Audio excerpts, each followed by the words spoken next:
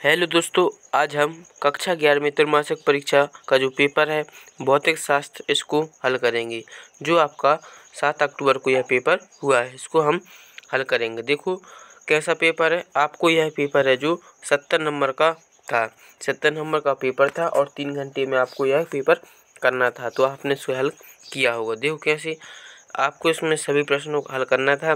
देखो पहले प्रश्नों में आपको विकल्प दिए गए हैं, सही विकल्पों का चयन करना था। तो यहाँ पर पहला प्रश्न क्या पूछा गया था, स्थिति समय ग्राफ का ढाल प्रदर्शित करता है।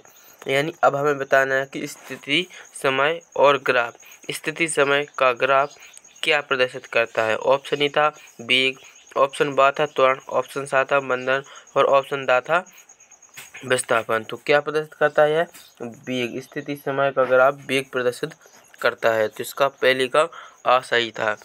और दूसरा क्वेश्चन मिला ये, वेग समय ग्राफ समय अक्ष के लंबवत कब होगा। वेग समय ग्राफ समय अक्ष के लंबवत कब होगा। ऑप्शन ए है एक समान गति में, ऑप्शन बा तत्क्षण गति में, ऑप्शन सा विराम अवस्था में, या ऑप्शन दा है कभी नहीं। तो इसका सही आंसर क्या है, एक समान गति में। आ नंबर का इसका सही आंसर है। 2 के आंसर हो गए।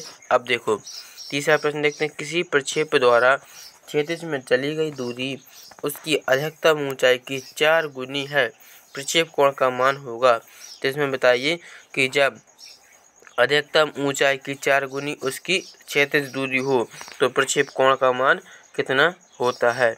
इसका सही आंसर हो जाएगा सी 45 डिग्री। 45 डिग्री का होता है। तो इसका सही आंसर 7 नंबर का। ठीक है, अब देखते हैं चौथा विकल्प क्या है, घड़ी की सेकंड सुई का कोणीय वेग होगा।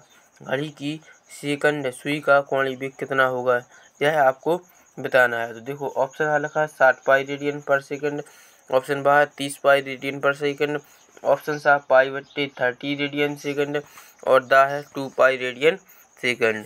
जिसका सही आंसर क्या है, पाई बटे 30 रेडियन। जब आप इसका जो सूत्र होता है उसमें मान रखेंगे तो इतना ही निकलेगा। अब 5वां क्वेश्चन क्या है, संवेग परिवर्तन की दर बराबर होती है। तो आपने सभी ने यह पढ़ा होगा, संवेग में परिवर्तन की दर किसके बराबर होती है, यह बल के बराबर होती है। यानी 7 नंबर का सही आंसर हो जाएगा, संवेग परिवर्तन की दर बल के बराबर होती है। अब देखो आगे, नाव से किसी सवार के किनारे पर कूदते समय क्रिया बल लगता है। यानी क्रिया बल किस पर लगता है, किनारे पर लगता है या नाव पर लगता है, सा है सवार पर या फिर किसी पर नहीं। तो जब हम नाव से किसी सवार के किनारे पर कूदते समय क्रिया बल कहाँ लगता है, नाव पर लगता है। यानी इसका 12 नंबर का सही आंसर हो जाएगा। 6वें का बाद 7वां प्रश्न देखिए, किसी वस्तु के जड़त्व का कारण है। जड़त्व का क्या कारण है यह बताना है, केवल द्रव्यमान, केवल वेग, द्रव्यमान एवं वेग दोनों, या फिर कोई नहीं। तो इसका सही आंसर क्या है, केवल द्रव्यमान, ऑप्शन नंबर ए। तो देखिए इसका सही आंसर क्या हो जाएगा, आ नंबर का प्रश्न है जो इसका सही आंसर हो जाएगा। अब देखते हैं दूसरा प्रश्न। दूसरा प्रश्न क्या है, रिक्त स्थानों की पूर्ति कीजिए। क्या है दूसरा प्रश्न है, रिक्त स्थानों की पूर्ति कीजिए। नंबर पहला एक है, नियत वेग से गतिशील वस्तु का खाली स्थान शून्य होता है। तो इसमें बताना है आपको, जब कोई वस्तु नियत वेग से गतिशील हो तो उस वस्तु का क्या शून्य रहता है। तो उसका त्वरण है जो शून्य रहता है। तो इसमें क्या लिखना है आपको, त्वरण लिखना है। अब देखो दूसरा प्रश्न क्या है, ऊर्ध्वाधर ऊपर की ओर फेंकी गई वस्तु द्वारा क्षैतिज में चली गई दूरी खाली स्थान होगी। तो यहाँ पर इसका क्या भर देना आपको, शून्य होगी। कितनी होगी, शून्य, यानी 0 यहाँ पर लिख देना है। तीसरा प्रश्न क्या है, महत्तम ऊंचाई प्राप्त करने के लिए प्रक्षेप कोण खाली स्थान होना चाहिए। यदि हमें अधिकतम ऊंचाई चाहिए तो इसका प्रक्षेप कोण कितना होना चाहिए, 90 डिग्री का, 90 भरना है।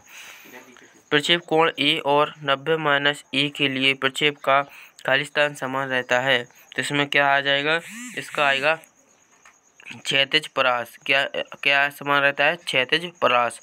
फिर यदि किसी निकाय पर कोई बाह्य बल न लगाया जाए तो उसका खाली स्थान नियत रहता है। जब कोई किसी का बाह्य बल न लगाए तो उसका क्या रहता है, नियत वेग है जो नियत रहता है। ठीक है, फिर छठवां प्रश्न क्या है, रॉकेट नोदन खाली स्थान पर आधारित है। रॉकेट नोदन किस पर आधारित है, यह संवेग संरक्षण के सिद्धांत पर आधारित है। संवेग संरक्षण के सिद्धांत पर आधारित है। फिर सातवां क्वेश्चन, घर्षण द्वारा किया गया कार्य होता है। घर्षण द्वारा किया गया कार्य कैसा होता है, ऋणात्मक होता है। तथा आप देखो इनके आंसर आप मिला लीजिए। अब देखिए प्रश्न क्रमांक तीसरा में क्या करना है, एक वाक्य में उत्तर देना है। तो एक वाक्य के उत्तर ये तो आप सभी पर बन ही गए होंगे। अब देखो चौथा प्रश्न है, सही जोड़ी मिलाकर लिखिए। इसमें आपको सही जोड़ियों का मिलान करना है।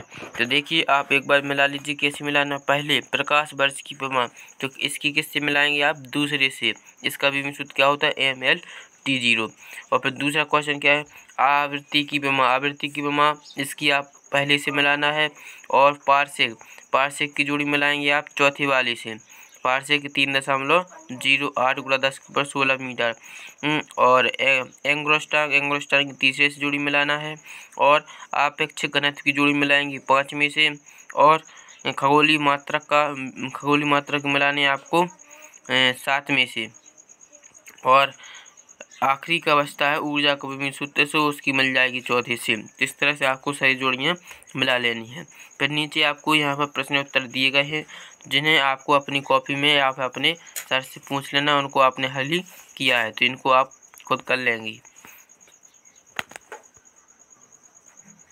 आप सभी को इन प्रश्नों को हल कर लेना है, क्योंकि आप इनको हल कर लेंगे तो आगे की परीक्षा में और भी आसान होगा इन्हें पढ़ना और समझना। तो आप सभी लोग इतना ज़रूर करिएगा। और वीडियो अच्छा लगा हो चैनल को लाइक और सब्सक्राइब जरूर कर दें।